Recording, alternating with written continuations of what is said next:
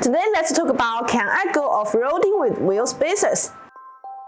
For most owners, the major reason to run 4x4 spacers is to solve the clearance issue and improve off-road performance.